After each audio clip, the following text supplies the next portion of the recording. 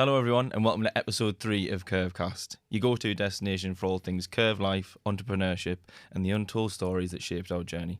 My name is Ben, marketing manager at KERV and host of KERVcast. Today we'll be looking at building a business, the joys, the challenges that come with it and the undoubted obstacles that will come in your way. And today we're joined by a very special guest who has plenty of experience with both being an entrepreneur and working alongside entrepreneurs on a day-to-day business. Managing Director at KERV Capital, CEO of CRP Group and Non-Executive Director of the Broker Hub, Andy Wardill. Welcome to the podcast. Thank you, Ben. It's a pleasure to be here. Oh, hey, pleasure to have you on, Andy. Pleasure to have you on. How are you? You all right? I'm okay, yeah. It's a bit unusual settings for me, this, but hopefully I'll relax into it a little bit. Oh, absolutely, mate, absolutely. I was horrendous on my first time, so you'll be all right. So we'll kick off straight away. We'll go straight into it. So how did you start with it? Just with a little backstory from yourself, how did you start your own entrepreneurial journey to get where you are today? I guess my journey started roughly about 12 years ago when I first got into recruitment. I think I'd started to realise I was entrepreneurial, hungry for success, and I'd always had an ambition to set up my own business. And I was lucky to get through the interview process with the initial firm that I worked for, because I told them I wanted to have my own business one day in the future, which not the best interview advice I'd give to anybody in this day and age, but it worked out. So I spent nine and a half years at a brilliant nationwide recruitment firm, but essentially reached my peak there, I think, within the timeframes that I wanted to. So I'd watched friends and, go on, set their own business up, becoming successful, starting to get a little bit envious, but I was absolutely adamant I didn't want to rush it. I wanted to make sure that I'd honed my skills, set up various divisions within that business so that I had the skills to replicate it for whatever challenges I faced in the future, but also then how to grow a bigger business when I eventually set up my own. So I did that.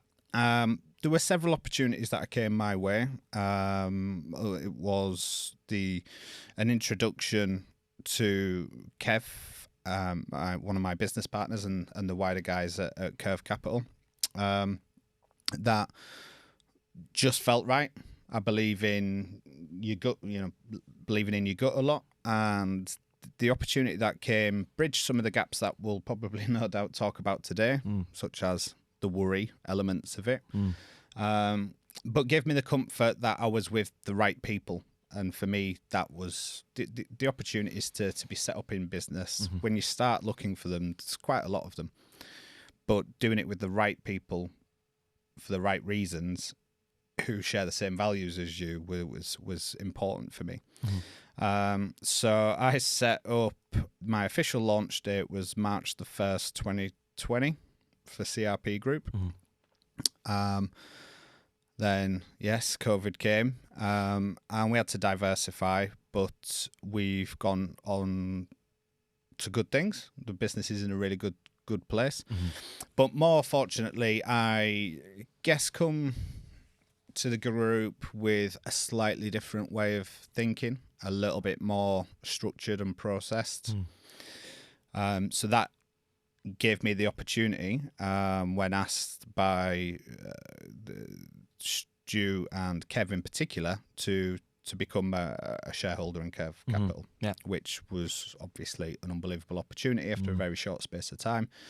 And that's where the MD position of KERV Capital came from. So now I not only run my own business, but I help set up other people, me 3-4 years ago, with their own business and ensure their success as well. I suppose you've spoke about KERV Capital and obviously coming onto that within the group. Now, obviously, at the time when you were starting off your own journey into sort of entrepreneurship and whatnot, was there ever the temptation of maybe going solo? Because obviously you hear about a lot of different entrepreneurs and maybe within the recruitment business who are thinking, oh, I can do this by myself, no problem. What is the difference, do you think, between joining KERV Capital, for example, rather than actually just going solo? And what maybe are the preferences to doing either? Yeah, good question, and one that I've had two experiences of this week, to be honest, where people come to us for help and advice because they know that their business might not necessarily be going in the direction they want it. They have a bit of a pep talk from us, and we give them an idea of what we do, and then they get all confident again and go off and try do it. And for some people that works, but often they will come back to us and have a conversation. Look, there is no doubt that it is possible to go out there and set up a business all by yourself. And for some people, they are more than equipped and able to do that. And for others, maybe not so much. I think it comes down to the starting place. If you're sat there and have access to lots of cash, and you've got a network of people that have been there and done it around you in your industry, because being a businessman in one area doesn't make you a good businessman in another, then you've got more chance of being successful. But no doubt you'll have your own concerns and worries as to what's holding you back. And they should really probably be a starting place for the path forward that you take. I would say, for me personally, I wanted the emotional support around me. I knew I had the skills to do it. And I said to the guys when I first set up my own business that you probably won't have to give me any help with my own business. And they haven't really, to a degree. They are more than ready in there when I need them if I want to just approach something from a different angle. But the fundamentals of it I had covered. What I needed is that person to moan to, that person to bounce off. And it can be a very lonely place. When things are going well, it's great. It's the best feeling in the world. But it is hard. And nobody ever runs a business where it just goes well. So what do you do in that situation? Yeah, I think definitely, from what I've seen, I think having that supportive network is hugely beneficial. Would you say that is obviously a really big part of obviously getting the business going and stuff from the beginning? Maybe having that piece of, like you say, a shoulder to, maybe cry on sometimes or something like that. Yeah, well, that's it. You need somebody to pick up the phone to and rant. Recruitment, using that as an example. You've just worked on a position for 3 months and the candidate lets you down the night before. Whether you're a CEO or a recruiter in the first 6 months of the job, when that happens to you, which it will, it hurts. Yeah. It really hurts because there's a price tag to it. There's commission. There's kicking your business forward. There's, you don't get into this type of world unless you're striving to succeed. And to succeed, you need these placements to happen. So just as one example, you need somebody to ring up. Yeah. And you might not want to take it home. And, your mates might get sick of hearing that. Your partner might get sick of hearing that. Your family might get sick of hearing that. But your business partners never will, because we're all in it together. And I think more importantly, it's when I say support, it's also surrounding yourself with the right people with the right skill sets. And we're fortunate that, an opportunity came for me because I bring a different skill set, and they're wise enough and clever enough to acknowledge that and ask me to be a part of it. So we, now it's not just a load of agony ants I've got on the end of the phone. We've got the best motivational person in the world. We've got a true entrepreneur that then can help you once you are successful, what to do with that. We've got the structures, we've got the processes, we've got HR, we've got marketing, we've got finance. It's having the skills on tap that you might not necessarily have. And I think that's a slightly more important way of articulating it. Because when you set out, you are HR, you are finance, you are debt collection, you are Mr. Motivator, you're everything. And it's a lot. It is a lot. Oh, absolutely. I think, to be fair, I think you've answered a lot of the sort of, especially the supportive networks, things like that. But what do you think people who are considering maybe building a business, what should they be considering when they're setting up the business? Obviously, you said about the supportive network, but obviously there'll be other things that come with that, obviously, when setting up a business. Yeah, I mean, what you're going to do to start with, is it realistic in today's market? With tech advances all the time, is it still going to be there in the future? Do I have all the skills that I need to be able to run and manage this business, or do I need to try and find some skills to plug in? What can I outsource? How do I keep this business cost effective? It all comes down to the reasons why. Some people want to set up a business. Lifestyle businesses is a great example. They want to set up a business because they don't like being told what to do by having a boss. They want most of the cash for themselves, and rightly so. But that type of business, for instance, has its limits. It has its ceiling. It can only go so far. And then if you have a few bad months, you feel that pain further. For me, it was about growing something bigger, so the business runs itself almost one day. And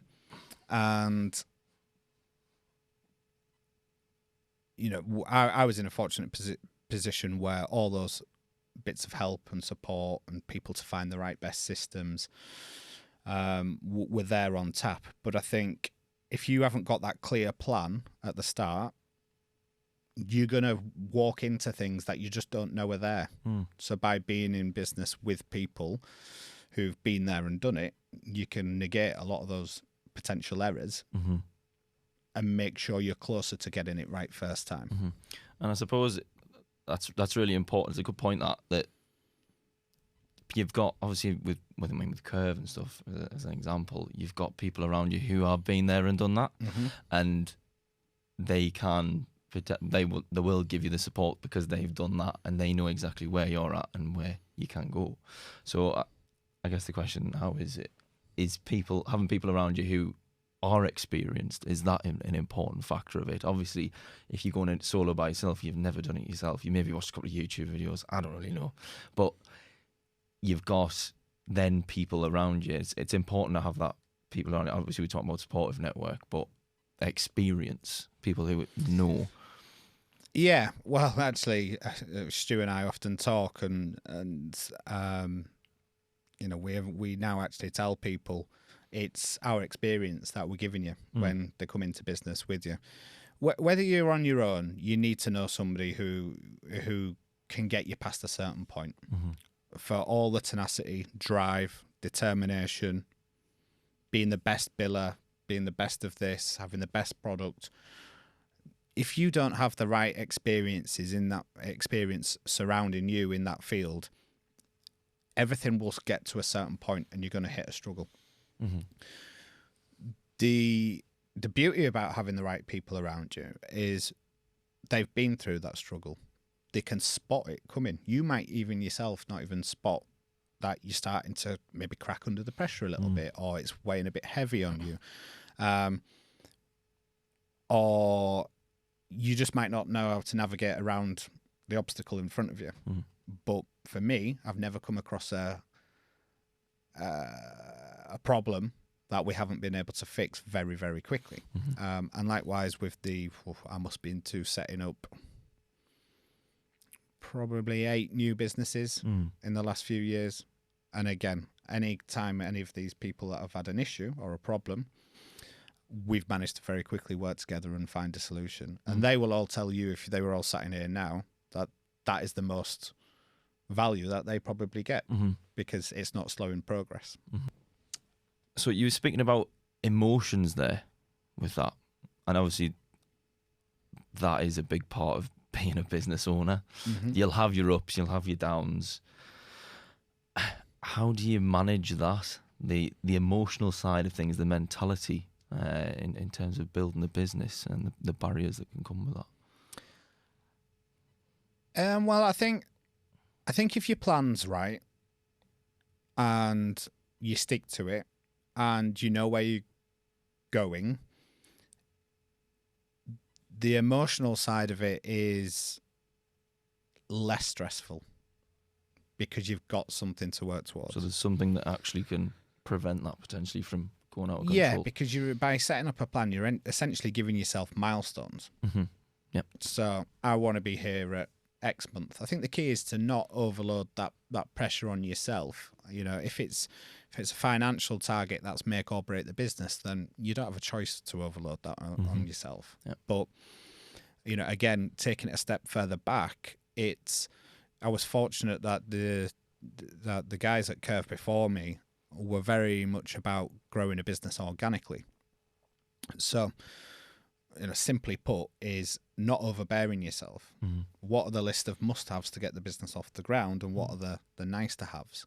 And if you just stick to the must-haves for as long as possible, you reducing that pressure on yourself. You know, I read a lot of business plans all the time, which is, I'm going to have this tech, I'm going to have that tech. You know, I spoke to one person, and they'd committed to $4,000 a month's worth of tech, and they were 6 months away, which they had started paying for, and they were 6 months away from being ready to launch. So that's 8 months, 32 grand down the drain. You know, that's not good practice and good planning. So in that instance, that's a really good example of bad planning and bad pressure.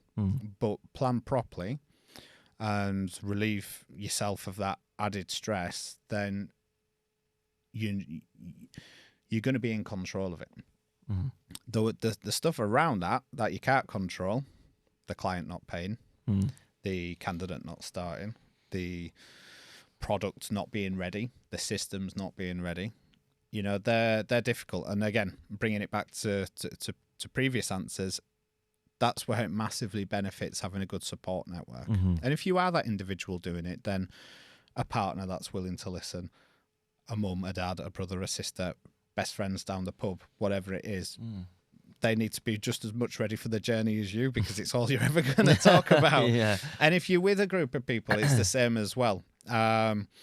So, you know, I think the more thought process you put into what it is you're going to do and how you're going to do it, but also allowing yourself to be agile. And I can speak firsthand on this, you know, what CRP Group, my business, set out to do versus what it's doing today is different. And it's different because of COVID. You know, I had to look at the economy and what was going to bounce back quickly. And it was anything manufacturing. So I grew out an automotive division so that it could pick up. But it's a good example of, you know, there's a lot of appetite to go into vertical markets and vertical businesses, and then they're becoming super niche as well. That's great when things are going well. But what if they're not? So can you position your business in the same way from a slightly different angle to get the same outcome and prevent that risk moving forward? Well, you spoke about COVID there. Obviously, you started in 2020 with CRP Group. Now, COVID, unforeseen for the world. Now, obviously, you're not alone there. For businesses, obviously, nowadays, and from what you experienced back then, would you recommend or suggest to business owners maybe just expect the unexpected when you're getting into business? Absolutely. I mean, I see business from the businesses that we have and the businesses that I oversee in various different divisions, you know, from recruitment to brokerage to apps and vehicles and other areas that we're in. If people don't plan to a degree for that worst case, again, after what happened, you're putting yourself at an unnecessary risk. It's not always viable. I appreciate that. And different businesses are run in different ways. Some are cash flow heavy, some are people heavy. But if you look back as to what we saw, which was a lot of businesses getting it very wrong, forgetting that it's the people that they've promised the world to that they got rid of first. And, you know, for a lot of businesses out there who stripped out 60-70% of the workforce, with a huge percentage of that never to return, when if they'd have waited another week or two, furlough was an option. And they they could have probably navigated through that Mm-hmm. better. For us, it was terrifying. Mm-hmm. I had done a little bit of evening and weekend work on the CRP Group, so we were a little bit further ahead than when day one came. And the money that we'd managed to bank from that did help massively. But yeah, I used to have a hairline pretty much about here, and I was fully dark haired. Yeah, I'm glad I wasn't about that bit, so mine would be well back there. Yeah, look, we talked about emotions before. The bits that, depending what type of person and human being you are, as a business owner, you're the person that when your head hits the pillar, your brain ignites and goes into, have I done this? Have I done that? What about this? What about that? Well, trust me, COVID was the epitome of that because you just didn't know how long it was going to last. Yeah. It could have been a few more weeks. It could have been years for all we knew at the time. It was never realistically going to be years, but we just didn't have a clue, did we? Anybody? And yeah, honestly, it was terrifying. Luckily, loads of mint started randomly growing in my garden at the time. So I made about 700 varieties of mojitos and managed to nurse myself through it, which isn't the advice I'd give everybody out there, but it certainly worked for me. But, you know, I also had my youngest boy would have been 2/3 at the time. So trying to develop this business while you've got a little kid running around the house, not having a clue what's going on in the world, shouting "daddy, daddy, daddy" all the time. Yeah, it was challenging. But, you know, like I mentioned, for my core business, CRP Group, it allowed us a chance to take a step back, look at where we could be going and plan for that. And we did, and we executed it really well. We actually grew headcount-wise because there was a lot of good people on the market. You know, that wasn't, you know, businesses probably didn't want to lose, but we took them on, and, you know, that's allowed us to build a legal division, and that's now broadened out into Europe and the US as well. So good things can come from these things, but if you're constantly on your last penny, hanging on for every invoice, you probably don't want to be in that situation again, if avoidable. Yeah, absolutely. I mean, we spoke about the organisation of everything, but that completely unexpected, and like you said, it can sometimes be a good thing to even reconsider maybe your business strategy or the approach that you're taking. Did, I guess, COVID do that for you? I mean, and is taking a step back sometimes actually a good approach to take in terms of business and thinking, oh, maybe we actually need to do something a bit different here? I mean, absolutely. I mean, when you first set up your own business, we have a little bit of a phrase. Even if you want to be super niche and super specialist, the reality is the first 6 to 18 months, you need to have almost like that dogfight mentality. And that doesn't mean being an arse to everybody in the world. It means you've got to be prepared to work every hour. You know, I've countless nights and weekends worked 7 days a week because I had to. There was just me. You get the luxury of being able to have a bit of time off further down the line once you've got staff and you've earned that right. But for the first period of time, you're solely responsible for everything.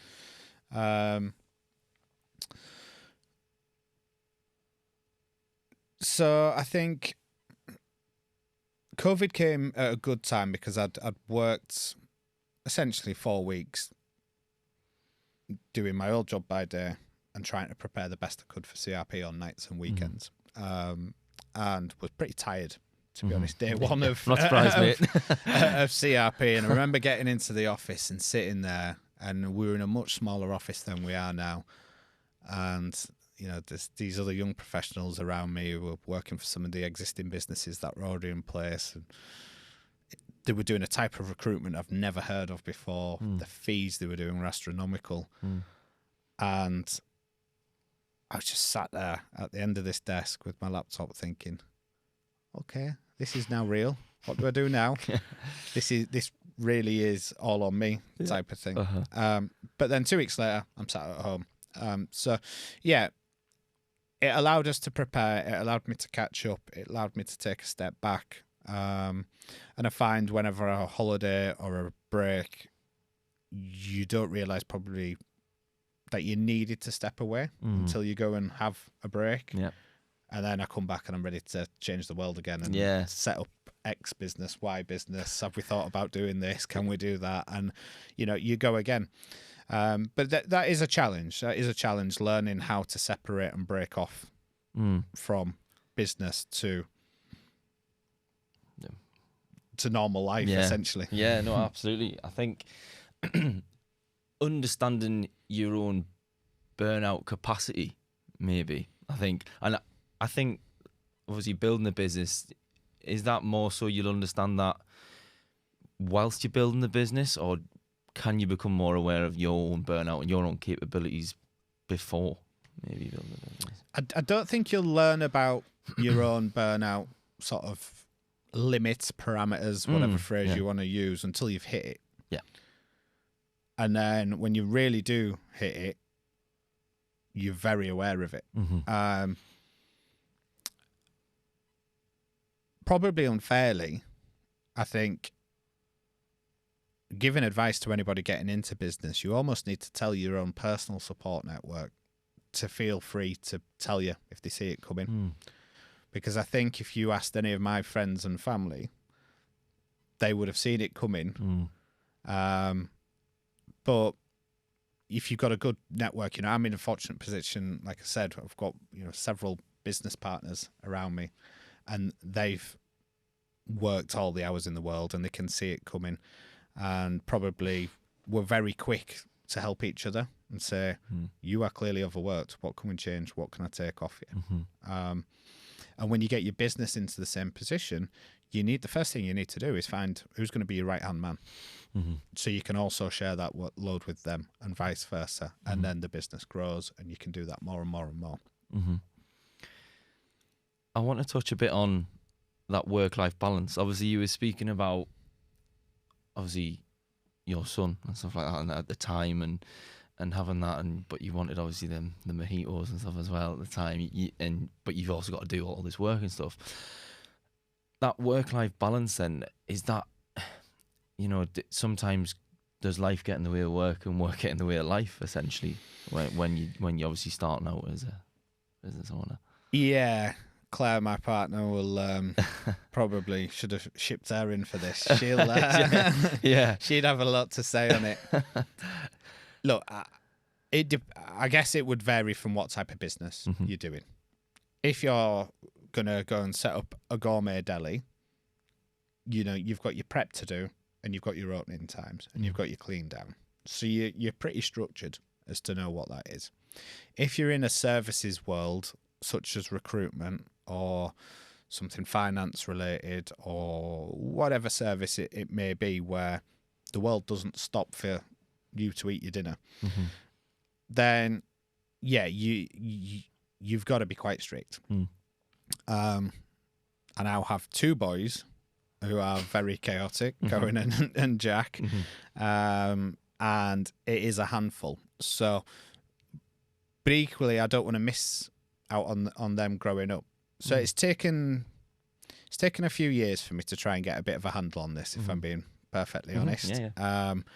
When I do come back refreshed, I throw myself into everything. So then therefore I take on too much, and then I forever spend the next 4 months trying to get back ahead until I need another holiday, which I haven't even been able to take for several years because there was just me in the business. So it's quite nice. Now I'm at the stage of being able to break away. Work-life balance, it's tough. There has to be, if you're in a relationship, you have to have that conversation. You need the backing, because it does get frustrating for them when they're talking to you. And I'm like, just 1 sec, I'm just sorting an email out, and it's 8:30 at night or whatever. But also, this all sounds very negative. There are so many brilliant things that come out of being a business owner. And once you do start to get a handle on it, that's where everything sort of kicks in and it comes into play. Yeah. I think that process from obviously at the start it will be difficult. I think it's just being honest with yourself potentially about how tough it might be at the start, like you're saying. But obviously the positives eventually in your case will outweigh the negatives. Would you say that? Most definitely. Uh-huh. Everything, every little milestone that you hit, the first time I was able to take all the staff out for beers. Just say on a Friday, right, we're finishing at 11 today, get yourself ready. And I did one as a surprise. It was in the earlier days, nobody knew what we're doing. I just said, be in the office. Then after we wrapped everything up to make sure we're going into the weekend in a clear place, give them all a beer, took them into town, went virtual racing, went bowling, went for dinner. And it was just an amazing feeling to know that the work that we'd done, you were starting to form a culture and an identity. And all of a sudden, little things like that, it's all worth it. When you get to eventually go back on holidays, you might, if things have gone well, be in a position where you're going on a slightly nicer holiday than you did the last time round, for instance, or, the choices and the self-satisfaction that it gives you. And even down to that, just being able to say, do you know what, everybody, you've done amazing. It's 1 o'clock on a Friday. There's nothing else we can do to change the impact this week. Go and have a great weekend. And that in itself is pretty rewarding. Yeah, absolutely. So I guess the negatives outweigh the reward, really, when it comes down to it. Well, the positives outweigh the negatives. Yeah. Sorry. I mean, definitely, like I mentioned, I've got 2 young kids. There are things I don't want to miss. And I haven't had to sacrifice or miss any of their development or key points in their lives yet. Because I work lots anyway. So I know I can do an extra half an hour at this time or that time. But it allows me to go to that assembly, or it allows me to go to that end of year. Cohen's just finished reception. So I managed to be able to go up for an hour on Thursday last week and look at all the stuff he's done for the year, which I wouldn't have been able to have done in my previous job. So just one great little personal example amongst many I could give you. But yeah, the positives and the feeling and the satisfaction and the achievement, you can't replace it because ultimately you're the one that's done it. Yeah. And when you don't often remember that, but it's those little moments that make you remember that. And it feels incredible. Yeah, absolutely. Obviously being involved now where you're at in 3 different businesses, really, you'll have seen a lot in terms of entrepreneurs and things like that who are coming and going. What would you say is some of the key aspects that actually prevents people from making that leap, from maybe being solo and then coming on to I want to do a business, but I'm really not sure about this? What do you think that prevents a lot of people? Good question. Lots of things. There'll be, some people will be put off because of the financial risk. They may not have savings because, let's be honest, it's getting harder and harder for people to get savings, especially young people. It could be, if they do have savings, they don't want to risk it and stake it that they've worked ever so hard to get, or it's been given to them by somebody important to them. It could be self-confidence. It could be they believe they've got 90% of the skills, but they're not all the way there. There's many different reasons. They just don't know how to. They just don't know where to go. And actually, when you start looking yourself, which I did it several times, back then, which isn't that long ago, but 4 or 5 years ago, whatever it was when I first started looking, it didn't jump out to me where I could go and sort of potentially get help from. And I guess it depends whether you're going to do it as an individual or you want to give up part of your business to get where you want to be quicker, because pretty much that's what it boils down to. I've lost my train of thought a little bit there, but the best advice I could probably give is going back to one of your early questions, which is have a look inwardly. What skills do you have? Do you think you're going to need any help to supplement what you've got to make your business a success? Does the plan need more people? If it's a grow quick business, how much money do you truly need to make? What are the things you don't know? Because paying somebody 30 grand isn't paying somebody 30 grand. It's paying somebody it costs the business about 36 grand as one example. So plus equipment, plus licenses. So you soon, that 30 grand hire is soon sort of nearer to 40k, for instance. So have you planned for every eventuality that you possibly can? Have you gone and got all that experience and knowledge from anybody you know who's already in business and recorded it and mapped it out and put it into what your model could look like? And if you're still unsure, then perhaps go down the route like I did if you haven't got the answers to everything, because it doesn't harm to have a conversation. The danger of that is people like us have done it and it is exciting and you soon get hooked in. It went from one conversation to, I'm doing it, Claire. And she was like, right, okay, you better make it work then. So there are many reasons why people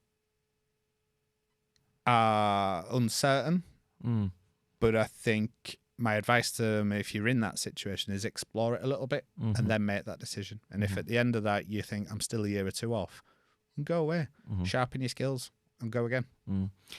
I think you touched on it a little bit about the positives, obviously, of business. And we're speaking about now, obviously, people who maybe don't want to take that leap. But once you do take that leap, what does it feel like? Freedom, to be honest, which is a dangerous thing because you've then got to self-regulate. But yeah, freedom, it's incredible. It is the best thing I've ever done outside of kids and all that. Sorry, Claire. I'll edit that bit out, don't worry. All right. But to sit there with a dream, with a goal, and with an aspiration for ages, and we live in a world where everything is judged.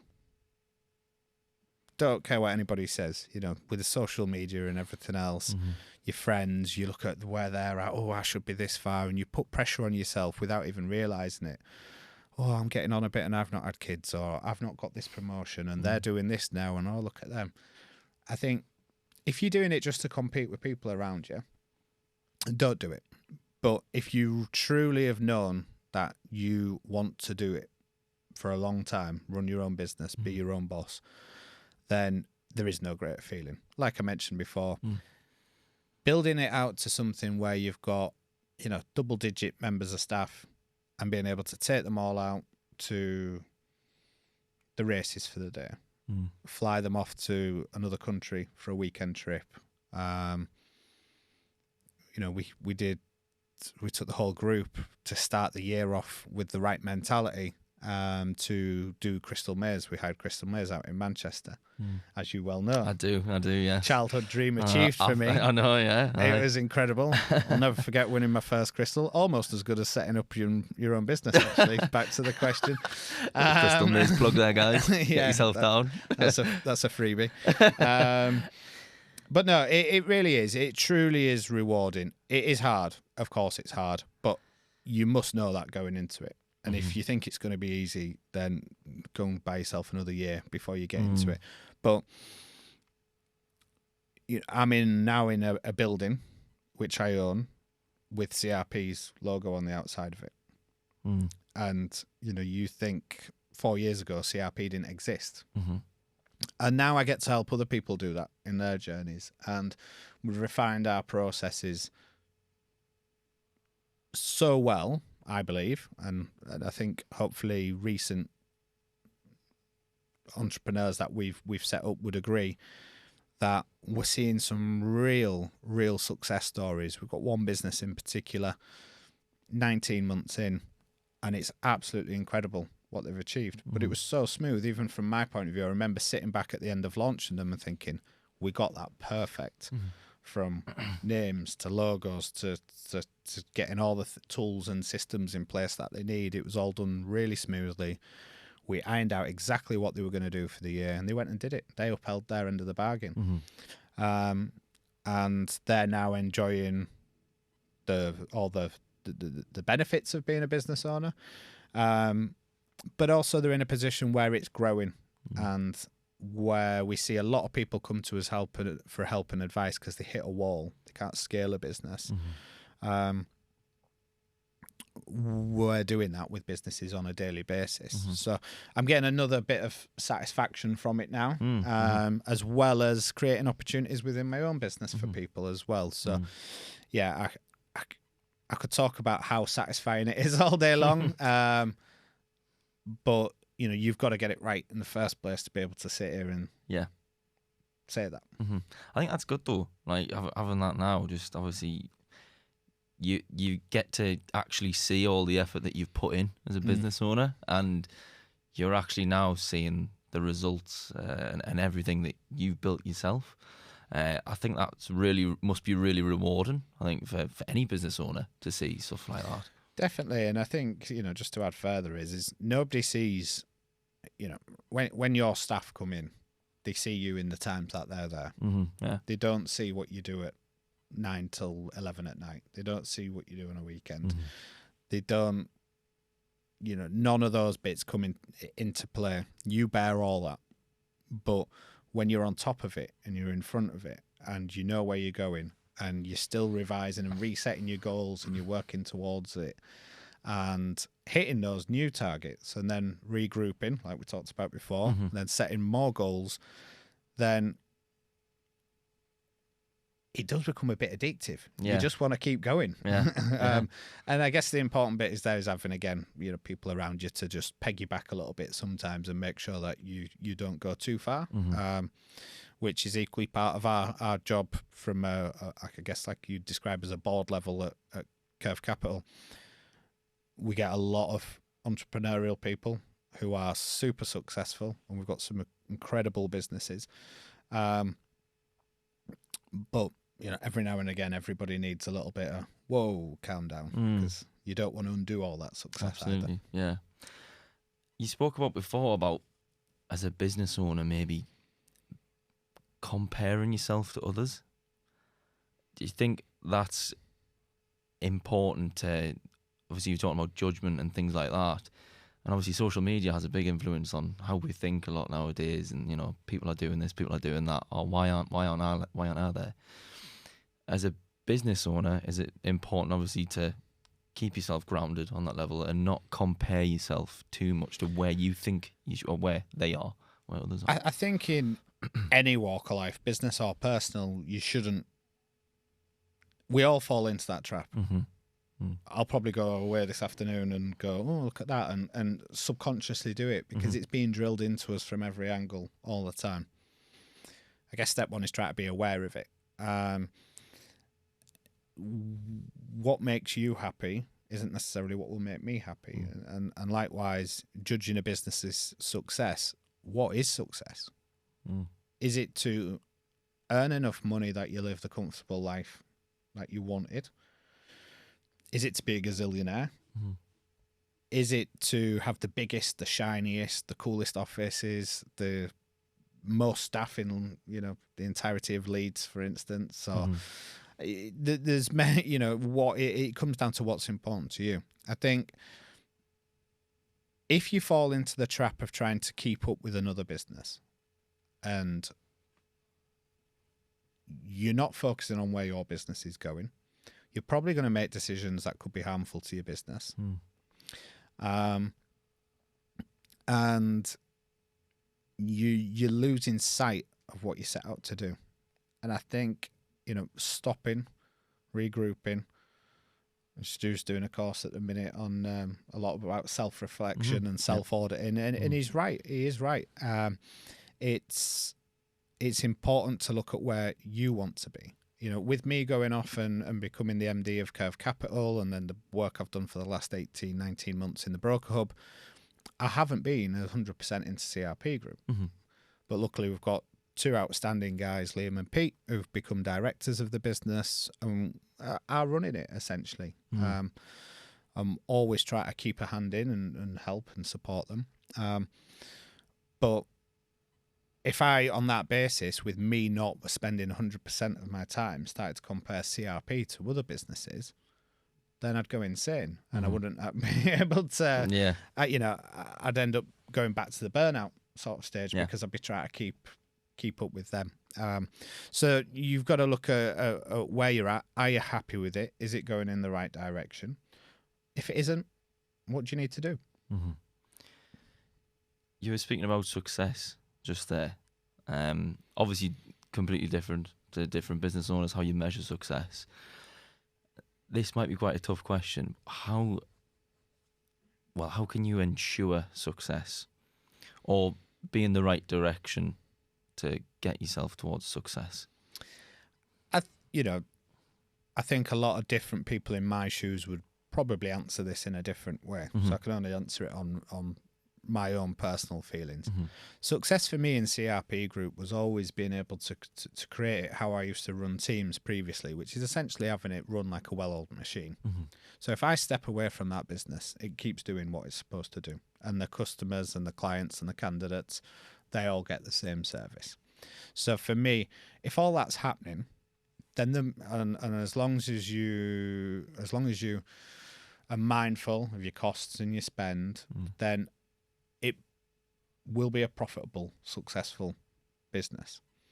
If success in your head is earning £1 million, then you need to go and make and earn £1 million, but that's not particularly my driver, to be honest. Yeah. There's a lot that goes into what some people would describe a business as being successful because of its reviews, its reputation. Some would do it based on profitability. Some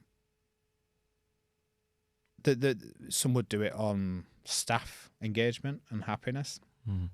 We are constantly, across all of the businesses, run off Stu's 3 pillars of trust, honesty, respect. And he's right when we say we work hard, but we have a laugh. A lot of businesses say that, but what we generally do. And the key is do my staff look happy when they turn up to work? Are they dreading it? Or do we relax? Do we do what we say we're going to do? Do we provide a good service? And the result of doing that, the money and the other elements, which are important to people, are a natural sort of byproduct. So when I look at the business, I think, even I do it, it could be a bit further on. Of course it could. But then if I was the first, the originator of it all, and I'm only spending 40% of my time in CRP, how can it possibly be where I'd envisaged in my head? That's on me. So therefore I need to reduce the same expectation by the same percentage. Right. Okay. I want to come back to the challenges side now. Now, obviously we were speaking about the more common challenges that maybe entrepreneurs will face and business owners will face. What are the less common ones that you've found? Maybe you didn't even know about maybe when you started your journey, or you're seeing a lot more of now? I think that could probably be split out into 2 areas. I think there is unforeseen business-related issues. What I mean by that is you finally get the office and then Leeds Council decide to try and charge you the absolute world for your business rates, for instance, because they just do the same thing. They slap a massive price tag on every business. So, and you start seeing all these big scary invoices coming through. I'm like, whoa, where's that come from? But luckily we have the finance team and RFD takes care of all that sort of stuff. And I get to learn about it on the way. I think there's then your own staffing side of it.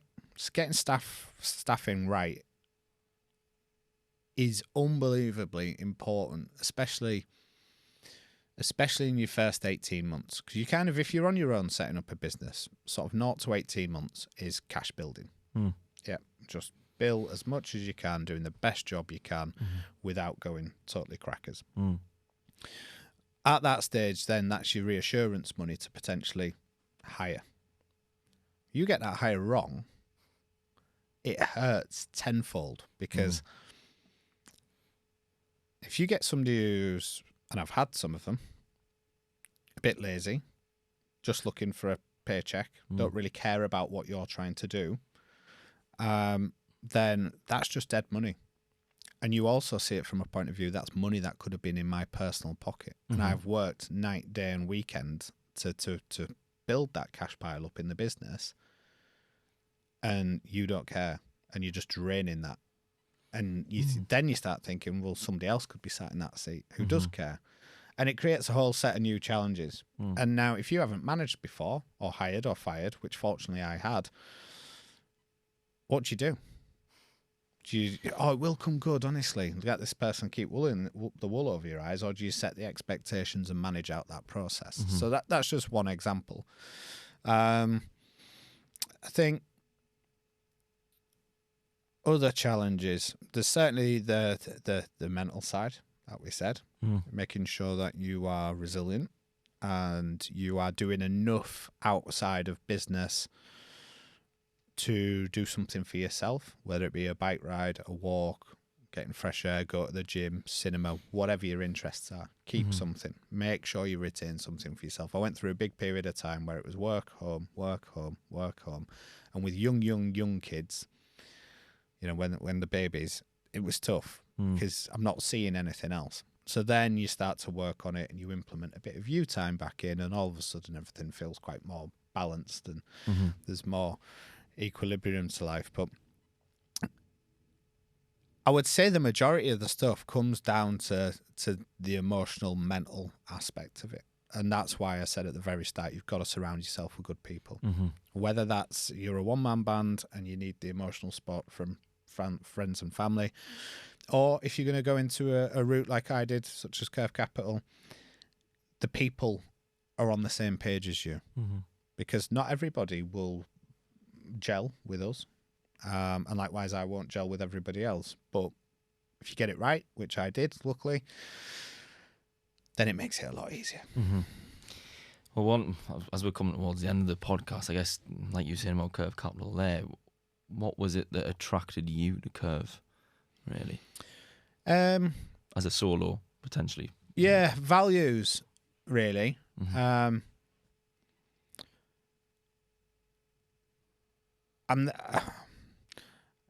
knew I would be successful. And that's not trying to sound big-headed, because I'm just not that type of guy. But I know that I've got the work ethic that it takes to work until it is a success and not give up and be tenacious. So that side of things I was confident in. But the values element is, you know, if I try to put it a different way, when things aren't going well, do your surrounding network, or the people that have invested in you, give you that emotional support as well as business support? And I'm not saying I ring up any of the business partners and go start crying down the phone to them because somebody's not taken a job or an invoice didn't get paid on time. What I mean is being able to work through it. Somebody just saying, well, it's fine. This has happened before. Don't worry. If it's, you know, if we need to move a bit of money around, we'll do that, or we'll do this, or whatever else it may be. And therefore, if they're your type of people and the values are shared, business is hard enough. So make it your own life a bit easier with having the right people that you can trust as well. Yeah. Well, as we're coming to the end of the podcast, it's been a really good podcast, by the way. I enjoyed this. A lot, mate. Good.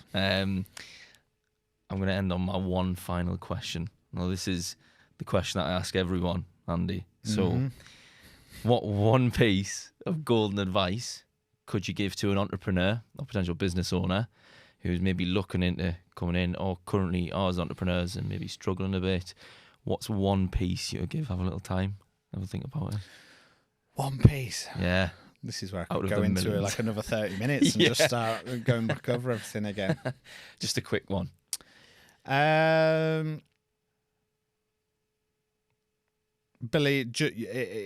a bit cheesy, but believe in yourself. Because if you're even thinking about it, you're probably 60% of the way there. Mm-hmm. So once you get rid of all the what ifs, I might not, and you start using the correct language, I am going to, I will, I can, then you're then probably 70 or 80% of there. And then you just need to find the right route for you after that. I, hand on heart, wouldn't change a single bit of anything, good, bad or ugly, in the last 4 years of my journey with the guys and subsequently the other businesses that I've set up and the businesses that I'm now helping. Because you learn, you think you know it, but the stuff that you learn once you throw yourself into it and you realise, yeah, it's a lot to learn, but it's exciting, it's fresh, it's revitalising. And if I hadn't have believed in myself and stopped worrying at the very start, I'd have never exposed myself to it, and therefore I wouldn't be where I am today. Well, what a wonderful way to end the podcast there, Andy. Hey, thank you very much for being on. Thank you. It's been really informative, insightful. Thank you very much. So, yeah. You're welcome. Thanks for tuning in to KERVcast. To learn more about KERV and stay connected, be sure to check out the episode description where you'll find links to our website, social media platforms and more information about our special guests.